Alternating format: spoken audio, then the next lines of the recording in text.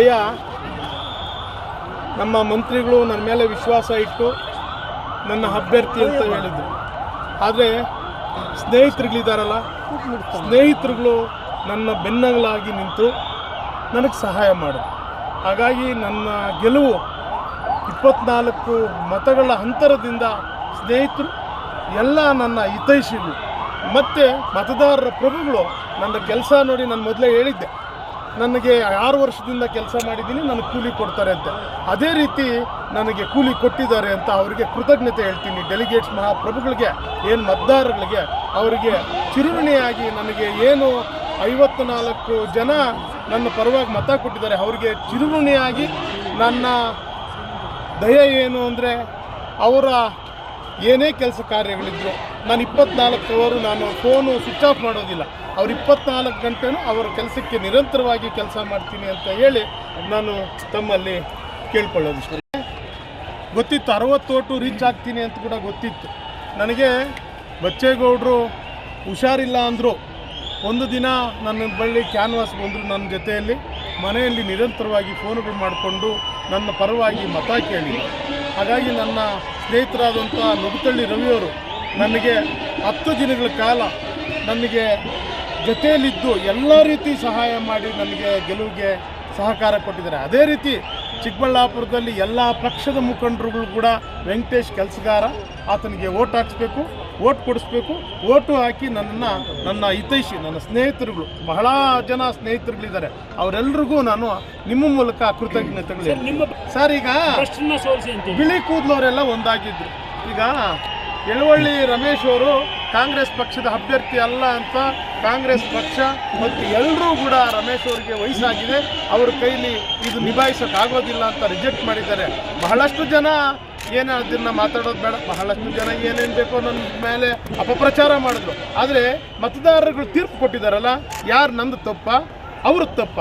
ರಮೇಶ್ ಅಣ್ಣವರ ದುಡ್ಡಿಗೋಸ್ಕರ ಯಾರು ಬೇಕಾದರೂ ಸೇರಿಕೊಂಡು ಯಾರೋ ಇಂದ್ರ ಚಂದ್ರ ಅಂತ ಹೊಗಳ್ತಾರೆ. ಒಂದು ಪಕ್ಷದಲ್ಲಿ ಬೆಳಗ್ಗೆ ಒಂದು ಪಕ್ಷ, ಸಾಯಂಕಾಲ ಒಂದು ಪಕ್ಷಕ್ಕೆ ಹೋಗಿ ಹೊಗಳೋರು ನೀವು ನೋಡಿದ್ದೀರ ಮಾಧ್ಯಮಗಳವರು. ಇಂಥವರು ಖಾಲಿ ಡಬ್ಬಗಳು ಸೌಂಡ್ ಮಾಡ್ತೇ ಹೊರತು ತುಂಬಿದ ಡಬ್ಬಗಳು ಯಾವುದೂ ಸೌಂಡ್ ಮಾಡಿಲ್ಲ. ಎಲ್ಲ ಅವರು ನನ್ನ ಆಪೋಸಿಟ್ ಕ್ಯಾಂಡಿಡೇಟ್ ಜೊತೆಯಲ್ಲಿದ್ದವರೆಲ್ಲ ಖಾಲಿ ಡಬ್ಬಗಳು ಅಂತ ನಾನು ಇವತ್ತು ಇಷ್ಟು ದಿನ ಯಾಕೆ ಹೇಳಲಿಲ್ಲ ಅಂದರೆ 1ನೇ ತಾರೀಕು ಅವ್ರಿಗೆ ಉತ್ತರ ಕೊಡಬೇಕು ಅಂತ ನಾನು ಕಾದಿದ್ದೆ.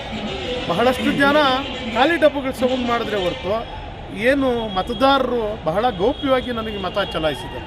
ಹಾಗಾಗಿ ರಮೇಶ್ ಅಣ್ಣವ್ರಿಗೆ ಮೂರು ಪೋಸ್ಟ್ ಇದೆ ಅಂತ ನಾನು ಅವತ್ತಿಂದ ಹೇಳ್ಕೊಂಡ್ಬಂದಿದ್ದೆ. ಹಾಗಾಗಿ ಜನ ರಿಜೆಕ್ಟ್ ಮಾಡಿದ್ರು. ಸರ್, ಈಗ ಮತ್ತೆ ನೀವು ಗೆದ್ದ ಮೇಲೆ ಬಿಜೆಪಿಗೆ ಹೋಗ್ತಾರೆ ಅನ್ನೋ ಮಾಹಿತಿ ಕೂಡ ಇದೆ. ಈಗ ನನ್ನನ್ನು ನೋಡ್ತೀರಲ್ಲ, ಪಾಂಪ್ಲೇಟಲ್ಲಿ ನೀವು ಹೇಳಿದ್ರಿ BJP ಜೊತೆ ಹೋಗ್ಬಿಡ್ತಾರೆ ಕ್ಯಾಂಡಿಡೇಟ್ ಆಗ್ಬಿಟ್ಟು ಅಂತ. ಪಾಂಪ್ಲೇಟಲ್ಲಿ ಯಾರು ಫೋಟೋ ಹಾಕ್ಕೊಂಬಂದೆ ನಾನು? ಯಾರು ಲೀಡರ್ಗಳು ಫೋಟೋ ಹಾಕ್ಕೊಂಬಂದರೆ ಕಾಂಗ್ರೆಸ್ ಪಕ್ಷದ ಮುಖಂಡರುಗಳು ಫೋಟೋ ಹಾಕ್ಕೊಂತಾನೆ ನಾನು ಚುನಾವಣೆ ಮಾಡಿದ್ದು. ಅಲ್ಲಿಗೇನು ಅರ್ಜಿ ಹಾಕೋವರೆಗೂ ಒಂಥರ ಇತ್ತು, ಪಾಂಪ್ಲೇಟ್ ಹೊಡ್ಸೋವರೆಗೂ ಒಂಥರ ಇತ್ತು. ಪಾಂಪ್ಲೇಟ್ ಹೊಡಿಸಿ ಕಾಂಗ್ರೆಸ್ ಮುಖಂಡರಿಗೆ ಫೋಟೋ ಹಾಕಿದ್ಮೇಲೆ ಅದೆಲ್ಲ ಹೊರಟೋಯ್ತಲ್ಲ ಗಾಳಿಗೆ. ಅಪಪ್ರಚಾರಕ್ಕೆ ಯಾವತ್ತೂ ಸಿಗೋದಿಲ್ಲ ಮಾನ್ಯತೆ. Originality, duplicate. ಶಾಸಕರು ಬಹಳ ದೊಡ್ಡವರು, ಬಹಳ ದೊಡ್ಡ ಮನುಷ್ಯ. ಅವ್ರ ಬಗ್ಗೆ ನಾನು ಏನು ಹೇಳೋದು ಬೇಕಾಗಿಲ್ಲ. ಏಕೆಂದರೆ 2.5 ವರ್ಷದ ಹಿಂದೆಗಡೆ ಒಂದು ದಾರಿ ಗೊತ್ತಿಲ್ಲ, ಒಂದು ರಸ್ತೆ ಗೊತ್ತಿಲ್ಲ, ಒಂದು ಊರು ಗೊತ್ತಿರಲಿಲ್ಲ.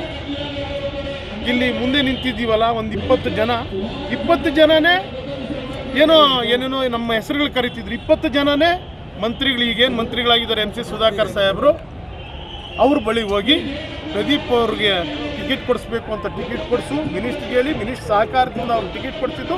ಆದರೆ ಯಾವ ಊರು ಯಾವ ದಾರಿ ಗೊತ್ತಿರಲಿಲ್ಲ ಆತನಿಗೆ. ಎಲ್ಲ ದಾರಿ ಕರ್ಕೊಂಡೋಗಿ ಓಟ್ ಕೇಳಿ ಕೈ ಕಾಲು ಹಿಡಿದು ಏನು ತನು ಮನ ಧನ ಏನೇನೋ ಹೇಳ್ತಾರಲ್ಲ, ಯಾವುದೂ ಕೊಡದೆ ಎಲ್ಲ ಒಳ್ಳೆ ಹುಡುಗ, ಸುಸೂತ ಹುಡುಗ ಅಂತ ಹೇಳ್ಬಿಟ್ಟು ಹೇಳಿದ್ವಿ. ಹಾಗಾಗಿ ಜನ ಓಟ್ ಕೇಳಿದ್ದಾರೆ. ಇವತ್ತು ನನ್ನ ವಿರುದ್ಧವಾಗಿ ಕ್ಯಾಂಪೇನ್ ಮಾಡಿದ್ದಾರೆ, ಹೈಜಾಕ್ ಮಾಡ್ಕೊಂಡು ಹೋಗಿದ್ದಾರೆ. ಕೋಲಾರದಲ್ಲಿ ಎತ್ಕೊಂಡೋಗಿ ಡೆಲಿಗೇಟ್ ನಿಟ್ಟರು. ಎಷ್ಟು ಜನ ಡೆಲಿಗೇಟ್ ನಿಟ್ಟರು? ಇವತ್ತು ಉತ್ತರ ಏನು ಕೊಟ್ಟಿದ್ದಾರೆ? ಬನ್ನಿ ವೆಂಕಟೇಶ್ ಕೆಲಸಗಾರರಿಗೆ ಕೂಲಿ ಕೊಡಬೇಕು, ಕೂಲಿ ಕೊಟ್ಟಿದ್ದಾರೆ ಮಹಾಪ್ರಭುಗಳು. ಇಷ್ಟೇ, ಬೇರೆ ವ್ಯತ್ಯಾಸ.